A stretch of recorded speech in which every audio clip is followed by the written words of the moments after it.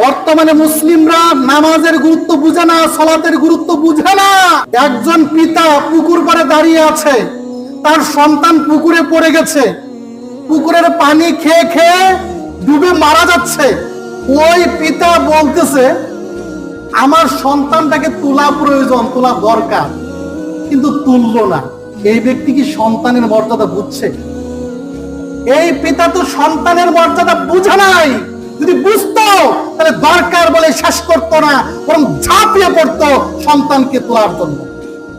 আজকে মুসলমানদেরকে যদি বলা হয় ভাই সালাতের ওয়াক্ত হয়ে গেছে, আজান হয়ে গেছে, চলো নামাজে যাই, তাহলে বলে নামাজ পড়া দরকার, আমিও জানি নামাজ পড়া দরকার, তবে আপনি যান। বলে না? বলে না? এই যে তুমি দরকার বলে শেষ করলা, তুমি ততটুকু বুঝেছ ওই পিতার মতো। আরে সালাত শুধু দরকার না, সালাত তোমার অস্তিত্ব, সালাত তোমার মুসলমানের পরিচয়।